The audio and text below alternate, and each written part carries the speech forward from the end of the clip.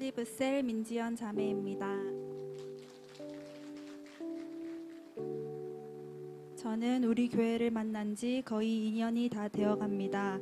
2년간 저의 모습을 되돌아보니 참 애매한 포지션에서 애매한 역할을 하고 있었습니다. 셀에서는 인턴이었지만 인턴의 역할은 전혀 하지 않았고, 요다엘에서는 교사였지만 그저 뒷짐만 지고 있었습니다. 적극적으로 뛰어들자니 이전 교회에서의 경험이 제 발목을 붙잡았습니다. 이전 교회에서는 셀 리더, 행복 모임 리더, 셀 교사 등으로 일주일 중 하루도 쉬지 않고 아침, 점심, 저녁으로 사역을 했습니다.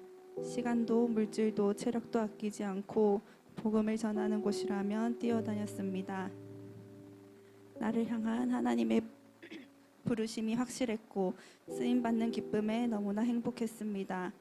그러나 주님을 의지함으로 시작했던 모든 것들이 시간이 지날수록 내 힘과 내 의로 변질되기 시작했습니다. 결국에는 셀 번식과 동시에 저는 번아웃을 맞았고 저의 영적 상태는 어떠한 노력에도 도무지 회복되지 않았습니다. 그렇게 저는 내 영혼을 살려야겠다는 마음이 가득한 가운데 우리 교회로 인도되었습니다. 우리 교회에 와서 과거의 나의 모습 중 무엇이 잘못되었었는지, 우리 교회의 많은 평신도 사역자들은 무엇이 다른지 깨달아갔습니다. 그러나 과거의 기억에 덜컥 겁이 나 다시 사역의 자리로 뛰어들어가기가 망설여졌습니다. 그렇게 제 속에는 내가 다시 쓰임받는 자리에 나아갈 수 있을까 하는 두려움과 피할 수 있다면 최대한 피하고 싶다, 그래도 결국에 해야 한다면 최대한 늦게 하고 싶다는 은근한 마음이 자리 잡게 되었습니다.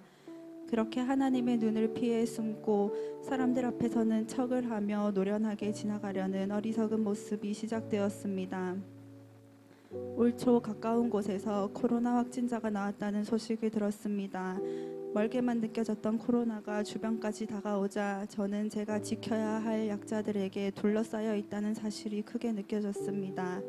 하루하루 몸과 마음이 약해지시는 부모님, 주말 부부로 평일에는 함께 살고 있는 임산부 언니, 직장에서 만나는 영유아와 초중 고등학생들, 정말 제 주변은 온통 제가 지켜야 할 사람들 뿐이었습니다. 약해진 영적 상태에서 제 우선순위는 제 주변 사람들을 지키는 것으로 바뀌어 버렸고, 그렇게 저는 소중한 사람들을 지킨다는 이유로 혹은 동일한 핑계로 집에 머물게 되며 교회와 예배로부터 점점 멀어졌습니다.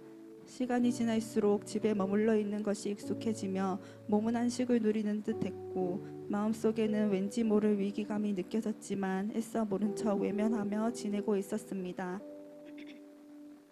그렇게 몇 개월이 흐른 후 훈련 기간이 다가왔고 셀리더로부터 훈련과 리더 캠프를 권유받았습니다. 마음속 억눌려 놓았던 위기감이 다시 수면 위로 떠올랐지만 당장의 육신의 안식과 다시 시작할 수 있을까 하는 두려움 때문에 저는 모든 것을 거절했습니다. 그러나 지속된 권유에 억누르고 외면하던 위기감이 건드려졌고 그렇게 저는 다시 현장 예배와 훈련, 리더 캠프에 참여하게 되었습니다. 이제와 솔직하게 고백하자면 리더 캠프에 참여했던 저의 태도와 자세는 엉망이었습니다. 나는 이번은 아니다. 이번 캠프는 나와 상관이 없다. 그저 지나가는 하나의 과정일 뿐이다. 나눔 시간에도 나눌 이야기가 없을 것 같은데 그저 노련하게 지나가야지라는 생각을 가지고 나왔습니다. 그렇게 저는 찬양이 끝나갈 때쯤 최대한 늦게 문을 열고 들어와 숨겨지지 않을 것을 알면서도 가장 구석 눈에 띄지 않을 것 같은 자리를 골라 앉았습니다. 그런데 태도와 자세가 엉망이었던 저에게도 하나님은 찾아오셨습니다. 하나님은 첫 시간 사모님의 간증을 통해 제 마음의 문을 활짝 여셨습니다. 심지어 사역은 최대한 피하겠다던 저에게 사모님이 먼저 삶으로 보여주신 모습의 사역이라면, 저런 사역이라면 나도 한 번쯤 꼭 해보고 싶다는 소망을 주셨습니다. 애써 외면하려 했던 부르심과 사명을 다시 회복시켜 주셨습니다. 과거에는 온통 내 힘이 들어가 힘들었기에 내 힘을 빼면 된다는 것을 머리로는 익히 알고 있었지만 머리로만 알던 이론을 실제로 살아내고 계신 사모님의 모습을 보고 들으니 이제야 진정한 사역의 진수를 알게 된 것 같았습니다. 사모님이 들려주신 간증들이 제 머리를 강타하며 제 마음을 뜨겁게 했습니다. 성령이 하시는 사역, 되어지는 사역, 이 단어들이 제 심장을 뛰게 했습니다. 그렇게 하나님은 리더 캠프에 참여하는 제 생각과 마음을 새롭게 하셨고 태도와 자세를 고쳐잡게 하셨습니다. 이후 이어지는 목사님의 강의를 통해 비전과 사명은 더욱 분명해져 갔습니다. 하나님께서 제게 보여주신 비전과 사명을 위해 당장 내가 감당해야 할 역할 또한 떠오르게 하시고 결단하게 하셨습니다. 해야 할 것들을 감당하자니 기도가 필요했고 리더 캠프 후 기도가 회복되었습니다.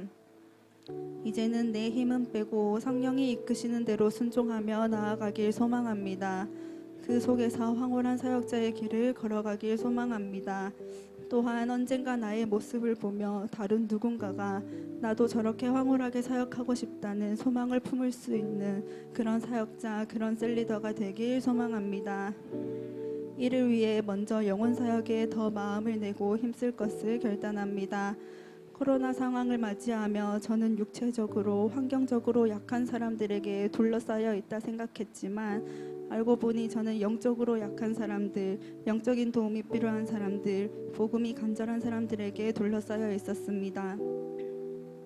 먼저 셀에서 셀 인턴으로의 역할에 최선을 다하겠습니다. 셀 리더와 셀 가족들을 위해 더욱 기도하며 사랑하고 섬기겠습니다. 셀에서 열리고 있는 행복 모임과 영혼 사역에도 힘써 동참하겠습니다.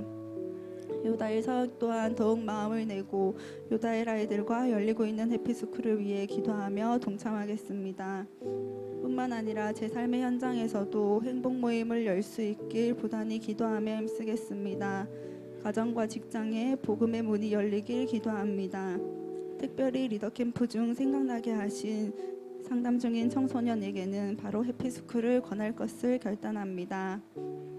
그리고 이 모든 사역을 이제는 내 힘으로 하지 않고 성령이 하시도록 반드시 기도하고 성령님의 음성에 순종하겠습니다. 삶으로 먼저 보여주시고 가르쳐주시는 목사님과 사모님 존경하고 감사드립니다. 보잘것없는 저에게 찾아오셔서 비전을 다시 심어주시며 내가 너를 포기하지 않았다, 내가 너를 쓰겠다 말씀해 주신 하나님께 감사드립니다. 모든 영광 하나님께 올려드립니다.